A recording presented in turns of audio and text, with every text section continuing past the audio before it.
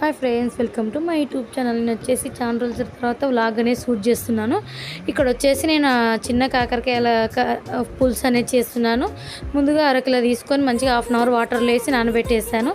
నానబెట్టిన తర్వాత పొయ్యి పైన ఒక పెన్నం పెట్టుకొని అందులో మంచిగా వేయించుకోవాలి. అవి వేయించుకున్న తర్వాత అలా వేగిన తర్వాత అలా పక్కకి తీసి పెట్టుకున్నాను.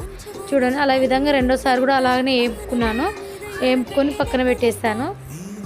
ఇవన్నీ మంచిగా వేయించుకుంటే కర్రీ అనేది అదే పులుసు అనేది తొందరగా అయిపోతుంది. కాబట్టి ముందుగా వేయించుకోవాలి. వేయించుకుంటేనే కొద్దిగా చేదు ఎక్కువ ఉంటాయి ఇవి.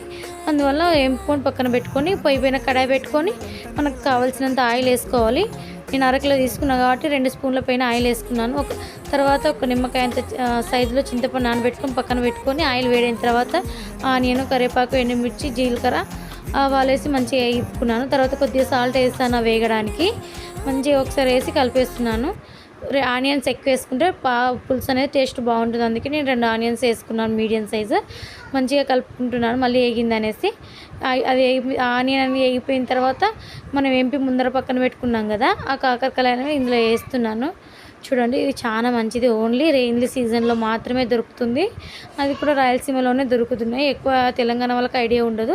కావాల్సినంత పసుపు, ఉప్పు వేసుకొని మంచిగా ఒకసారి కలిపేసి మంచిగా కలుపుతున్నాను.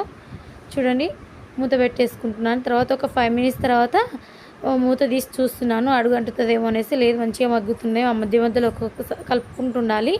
కలుపుకొని మంచిగా వేగిన తర్వాత మనకు కావాల్సినంత కారం వేసుకోవాలి. కొద్దిగా మేము ఎక్కువనే తింటాం కాబట్టి కొద్దిగా ఎక్కువ వేసుకున్నాము. పులుసు కాబట్టి కొద్దిగా ఎక్కువ వేస్తున్నాను. చూడండి, మంచిగా కారం అనేది కాకరకాయలు కొట్టేలా కలుపుతున్నాను. ఇది చాలా ఈజీ ప్రాసెస్, చాలా మంచిది హెల్త్కి కూడా. నచ్చితే కొద్దిగా చూడండి, మీరు కూడా ఒకసారి నచ్చితే ట్రై చేయండి. తర్వాత పులుసు పోసుకుంటున్నాను. పులుసు వేసుకొని 5 నిమిషాలు ఉడకబెట్టుకుంటే అయిపోతుంది. నచ్చితే లైక్ చేయండి, షేర్ చేయండి, ప్లీజ్ సబ్స్క్రైబ్ చేయండి. చూడండి, మంచిగా మగ్గిపోయింది.